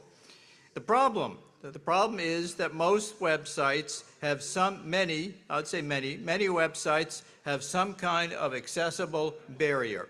One of the most important parts of the meeting is for you to tell a story that illustrates this. You need to tell a heartfelt story about how you experience inaccessibility and get them to understand that this is a problem. It's more important to talk about, this is interesting, it's more important to talk about the problem than the solution. We can do lots of follow-up on, they'll talk to us more about the solution if you can convince them that there's a problem that needs to be solved through federal legislation. That's your job. Convince them that there's a problem that needs federal legislation. All three of our issues do, and as part of your story that will help to convince them that that's true. All right, another thing that once in a while comes up is they don't necessarily, members of Congress, understand some of our terminology about making a website accessible, partly because they don't even understand how you could possibly make a website that a blind person could use. So you might, if you think there's time, this is up to you to decide which one of these points you pick and choose. I'm kind of giving you a little bit of a menu that you think would work well in your meeting, is to give them a quick review about this. I would say, first of all, that blind people can touch type. They can learn to touch type just like others. So there's no problem using the keyboard. So really what we're down to is problems using the screen and the mouse. As far as the screen, we can get software, usually referred to as screen reading software, of which there's many. A popular one happens to be JAWS, that's in the Windows environment, that reads to us what's on the screen. All right, so that's not a problem. The last would be the mouse. Well, how can you use the mouse when you can't see it on the screen? Well, then you just say, well, there's shortcuts. You know how you have Control-A for select all, Control-C for copy, Control-V for paste. Most people know that. You remind them of that. And you say, well, imagine if there was a shortcut for virtually everything you do with the mouse, so that you never needed to use the mouse. All you had to do is use the keyboard, and you can touch type, and you listen to the what's on the screen. That's what JAWS does. That's what makes computers accessible to blind people, and there's a similar software with similar names or different names in the Apple environment, in the Google environment, and what I just mentioned in the Windows environment. So just give them one example. Don't overdo the examples. All right. Then you have the, if they ask about making websites accessible, and well, I mean, a lot of times you'll be throwing around YCAG 2.2, level AA. You might have to give them some slight background on that terminology. Make sure you go all the way back. Tell them that the World Wide Web Consortium, Web Accessibility Guidelines, Web Content Accessibility Guidelines, were first done in 1999. That's a long time ago. And they've been updated and revised since. And those are the things that indicate what needs to be done to make a website so that the website software works and interfaces with the accessibility software. That's been out for a very long time. It's not new, and companies can do it. It's like sometimes they don't. And that's really where our bill comes in. Our bill would do several things. The first, and I'm going to use some of that terminology, our bill would create a strong statutory definition of accessibility. That's important because companies say, I don't always know how to hit the mark. I want to make my website accessible, but how do I know when it is? Because right now, the law doesn't specifically say that it's YCAG, say, 2.2 level AA, and it doesn't say what even a definition of accessibility is. The ADA does require website accessibility, in case you're asked. Yes, it does. But it doesn't have a statutory definition of website accessibility. Our bill would create that. Another thing it would do is try to be small business friendly by creating a technical assistance center so companies could call up and find out how to make sure that they're doing the right thing. It also would be small business friendly because it would create a grant program that companies could apply to help make sure their website is accessible. The third thing it would do that would be small business friendly is it would create third-party liability. So if you're a small pizza company and you're making pizza and then you make a website and you don't know anything about websites, but you know a whole lot about pizza, and so you do this and you hire a company to make your website and they say they know how to make it accessible, but they don't. You now would have recourse. That kind of recourse does not currently exist in the law. Our bill would create it.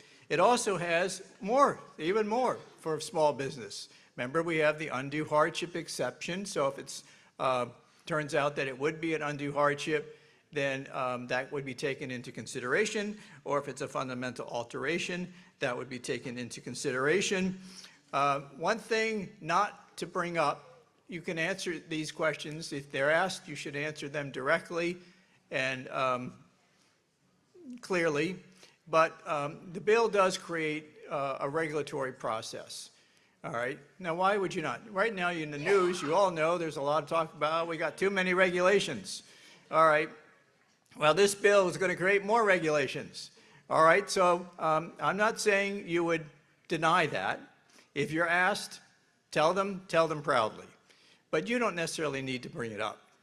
All right, why don't you bring up the other parts, the parts that are small business friendly, that don't cause any problem with innovation, that create the strong definition of accessibility. They're small, that are business friendly. Bring up those points, and if you're asked, tell them all the rest of it, but let them ask. All right. I think that that would be it. All right, so that's the website bill. We're going to go on. Next would be the issue would be Medical Device Non-Visual Accessibility Act, and here to talk about that is Dr. Justin Young.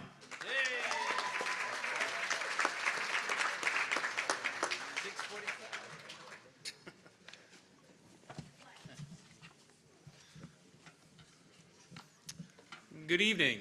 So I have a question for you all. Who here is tired of having to use inaccessible medical devices? Well, that's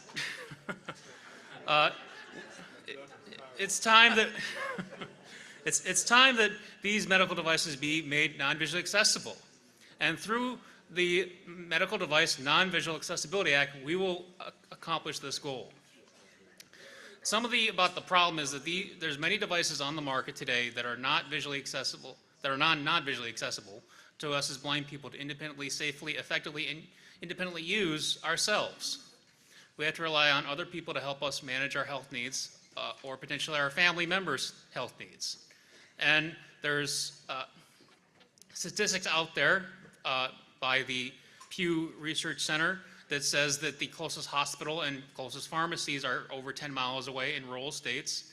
There's also statistics out there that says 20% of medical visits are telehealth medicines. And without accessible medical devices, we're not going to be able to fully participate in those areas, and we can't get to the appointments because they're farther away. That's a problem. That's why we need that's one of many reasons why we need medical devices to be non-visually accessible. So the solution would be the Medical Device Non-Visual Accessibility Act, which would amend the Federal Food, Drug, and Cosmetic Act, creating a new non-visual access standard, and it would relate to Class 2 and 3 medical devices with a digital user interface. After the bill goes into full effect, all covered medical devices must be made non-visually accessible. A covered device is being defined by meeting 4 criteria. Those are that it would fall under the category of Class 2 or 3 medical device. It must be controlled by a digital user interface. It must be a new application, so it's not going to be retrofitted going backwards, and it must primarily be used in a home setting. The definition of a user interface, as we're defining it, is a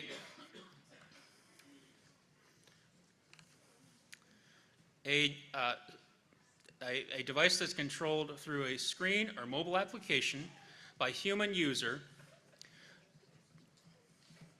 conveying information through inputting or communicating with the user, communicating the information.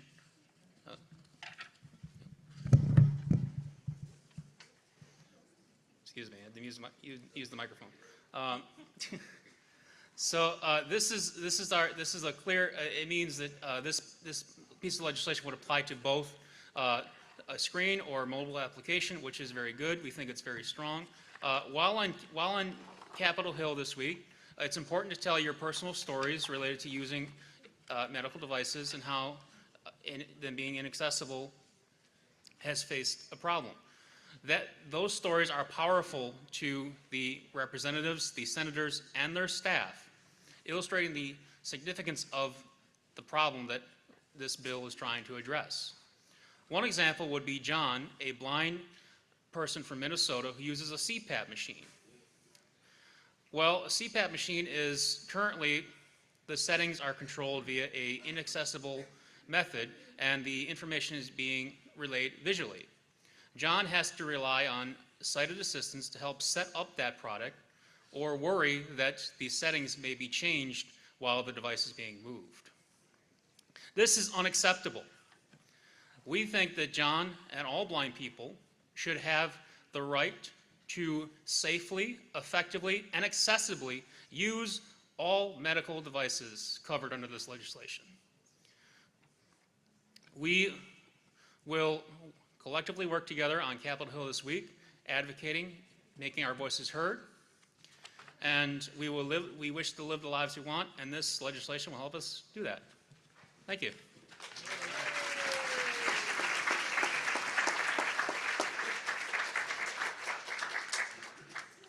All right, thank you, Justin. Let's hear from the, on the third issue, Blind Americans Return to Work Act, and here is Jesse Shirek.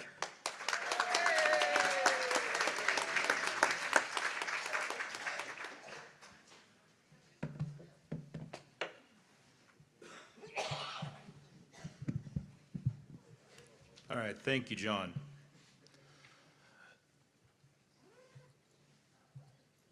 I want to be honest with the membership. I've been hearing from a lot of members who are experiencing a lot of anxiety coming up to this week, this Washington seminar.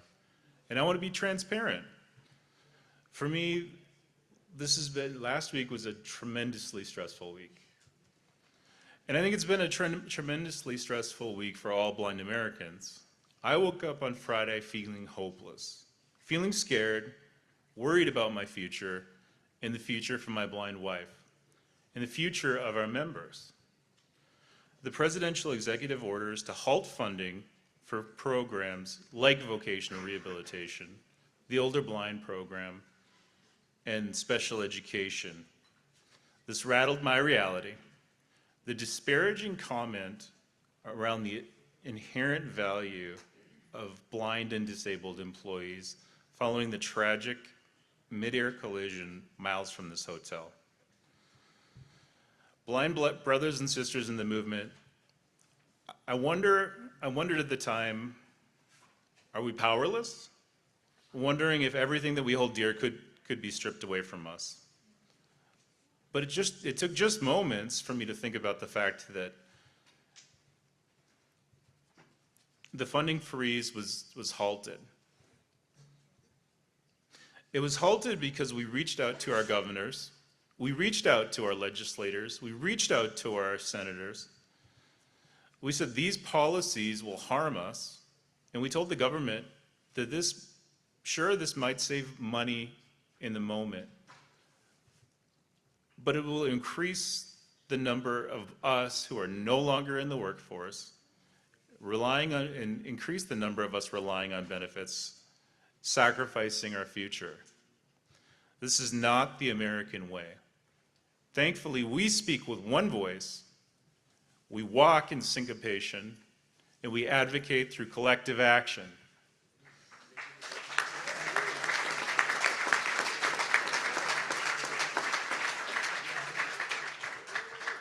This is how we exercise our power.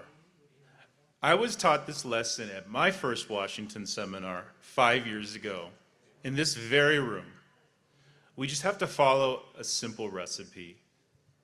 We talk about the problem, we tell a story, painting the picture with our words, make the problem real for our members of Congress. We illustrate our lived experience, and we put forth our solution.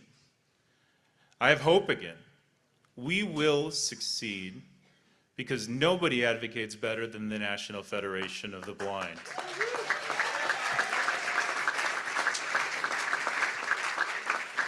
Nobody prepares their members to fight for change like we do.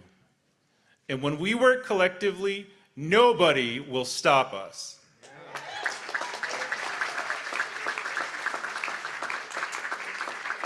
So I want to share a couple of strategies that we can use when we are on Capitol Hill tomorrow, talking about these issues and talking about the Blind Americans Return to Work Act. Be sure to study the fact sheets for the details. Take a look at the American Community Survey. It showed that approximately 65% of us are not working at all or are working just part-time. One major reason for this is that when we become blind, we leave our jobs, as John was saying. We start collecting Social Security disability insurance. We do this to help us survive. We start receiving training to use a talking computer, to use a white cane, to learn Braille. We gain our non-visual skills and go to vocational rehabilitation for help, getting a part-time job.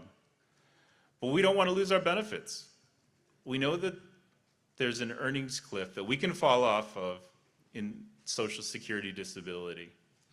If we earn too much money, we completely lose our benefits. The ceiling of our earnings to keep our Social Security disability is $2,700 a month. If we earn just $1 more than this, we lose our entire benefit amount. On average, the benefit amount that most people receive is slightly over $1,500 a month, about $18,000 a year. Who is going to take a small raise of even just $1 a month, earning a small raise of $12 a year, and lose their Social Security disability benefits, losing $18,000 a year? It's absurd. What we really need to do is increase the number of blind people working, the number of blind people paying taxes, and the number of blind people collecting SSDI benefits. We can do that, and it's going to make the government much more efficient in the end. We can do it through a 2-for-1 phase-out of SSDI benefits. Essentially, you can still earn as much as you want until you hit $2,700 a month.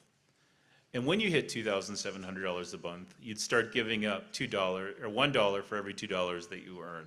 So you'd slowly phase off your benefits. You'd pay more in taxes, and the Social Security Administration trust fund would grow because you're taking less benefits as you're climbing the ladder. We think we can increase efficiency, government efficiency, because the Social Security Administration can borrow from another benefits program, the SSI program, and they can take this 2-for-1 phase out from SSI. It's there already and it works, so why don't we borrow it? We can increase, we're not going to create unneeded legislation because this bill will sunset after 10 years. So it's going to be a 10-year trial. If it doesn't work, well, we'll go back to the old system. We're not creating new legislation that's going to be harmful if it's not effective. We can reduce government confusion by adopting only one deduction method. Currently, with SSDI, we use something called impairment-related work expenses. In SSI, you use blind work expenses. So why do we need two? Let's use just one, blind work expenses. We'll make it easier on the federal government to monitor. And lastly, let's get rid of that trial work period. What good does it do anyway? Most people use up their trial work period before they ever get anywhere near substantial gainful activity. You use 1 month of your trial work period when you hit $1,160 in earnings. And SGA is It doesn't happen until you hit $2,700 a month. So it's useless. Let's get rid of it. It's just inefficient. And it causes unnecessary oversight. So I think, this is important. And most of all, we could get blind people energized and back in the workforce. We've changed Social Security statutes before, and we'll do it again. Let's go make sure Congress protects our civil rights and passes the Blind Americans Return to Work Act. Thank you.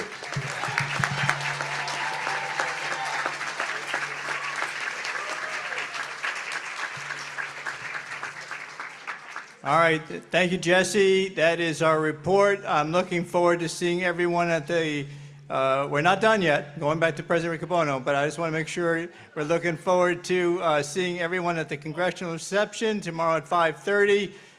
President Riccobono, back to you.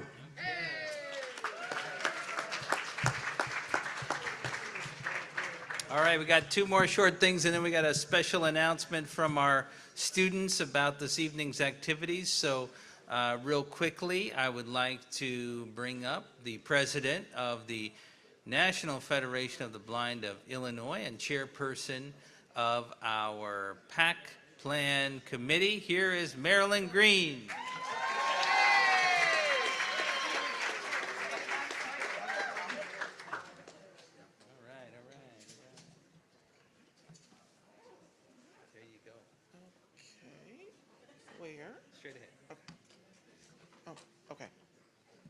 Thank you. Good evening, my Federation family.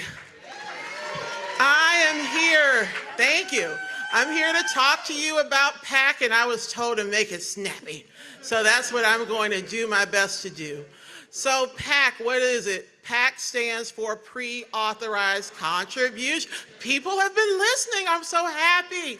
So what does PAC do? It's the way that we fund our programs. This evening you've heard about all of the wonderful programs of the National Federation of the Blind.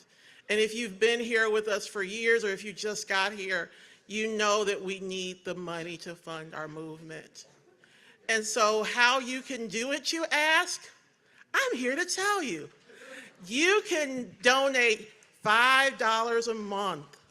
You can use your bank account, you can use your credit card, you can use your debit card, and you can tell your friends and your family, so it doesn't have to just be you. All of those dollars count so that we can have great programs like STEM to You and Bell and this wonderful Washington seminar. Yeah. You can go to www.nfb.org/PAC. Hear people listening. All right, I love it. People actually listen to me now. Go to my people in Illinois, tell them to listen to me too. All right. You can also if you're not tech savvy or you want to actually talk on the phone, people actually still do that, right? You can call 877-632-2722. That's 877-NFB2PAC. Don't leave your card information. Just let them know your name and your phone number and that you want to start a PAC contribution or increase a PAC contribution. Start at $5 or go as high as you want each and every month. Every dollar counts to fund our movement. And so, you know what comes next, right? All right, I want to hear it in the overflow room. Get on the PAC plan, sign up today. We need your contributions right away. Funding our movement, it must be done so all our battles can be won. Thank you.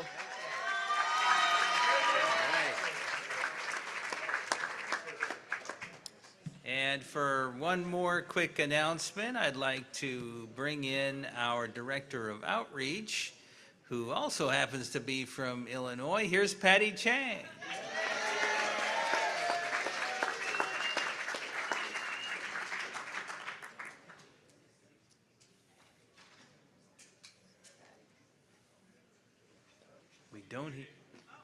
We don't hear Patty.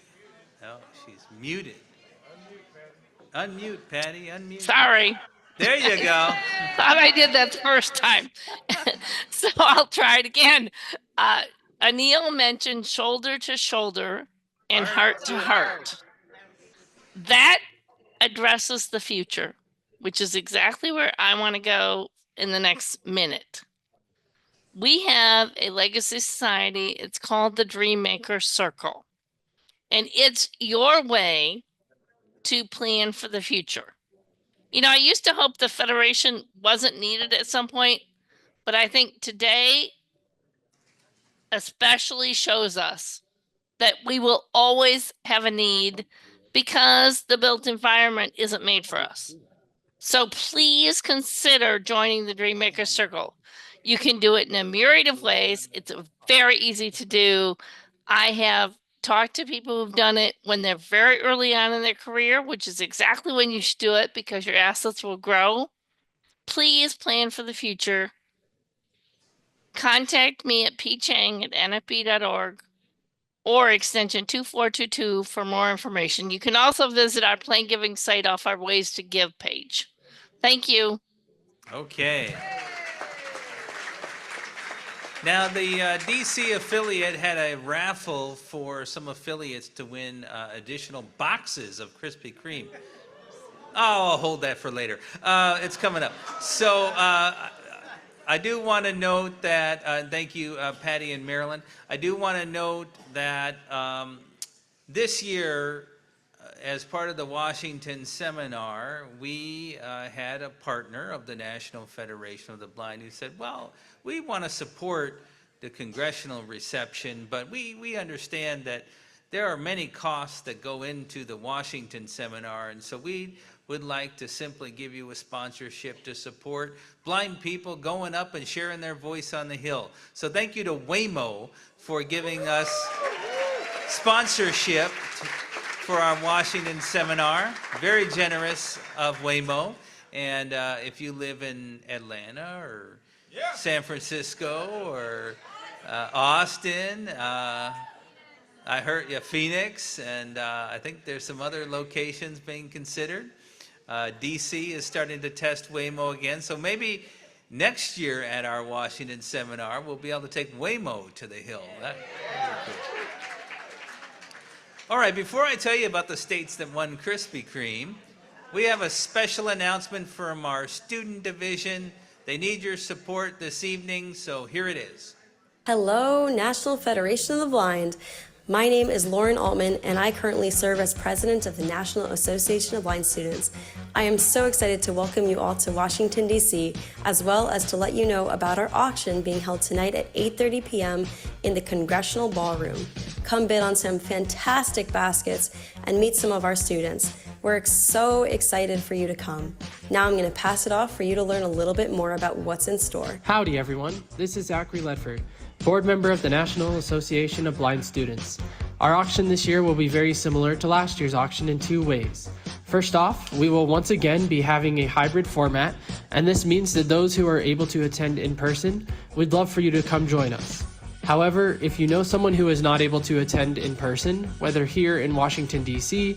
or around the world, please pass on the Zoom link to them so that they can join us as well. The other exciting comeback is our amazing Auctioneer Showdown. We will be having 3 fabulous auctioneers who include Tracy Soferenko, Pam Allen, and Hunter Keister. These individuals will be participating in a friendly competition to see who can raise the most monetary amount for the National Association of Blind Students auction.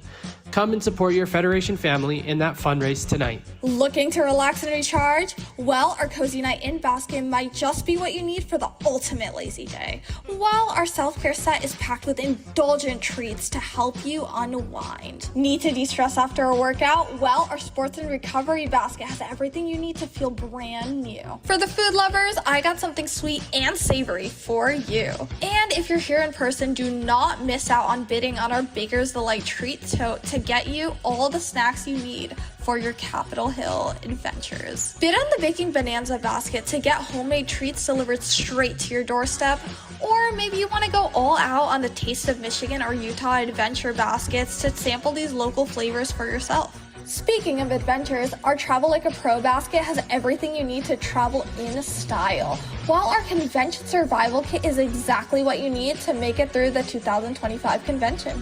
For those into tech, Nav's gotcha. Pull up in style with an Apple Watch SE, or maybe you want to get a little fancy and bid on our Bose frame verandas, where you can listen to music straight from your sunglasses. And of course, we can't forget about our four-legged friends. Our guide dog basket is stocked with toys, treats, and essentials to keep your guide dog healthy and happy. No matter what catches your eye, every bid helps to support our students. So I better see you all there at 8:30 p.m. in the Congressional Ballroom. Thank you so much for all your support. Thank you. Thank you. Thank you. Thank you. Thank you. Thank you. Thank you. Thank you. Thank you. Thank you. Thank you. All right. Please go support our students. They are the feature of our organization. I'm looking forward to my good friend winning the auction contest there. Yeah, my good friend's going to win, I'm sure. So I do want to let you know that the states of Maryland, New Jersey, and Rhode Island can claim an extra box. Now, this is for the president to claim, so just because you're from Maryland, don't mosey over and say, where's my box? Yeah, Rhode Island, yeah. And if you want them delivered, Sean Calloway says just send an email. But it has to come from the president, and if the president's not going to pick them up, then please designate. So, with that brings us to the end of our great gathering in for 2025. Let's go on the Hill and let the voice of the blind be heard.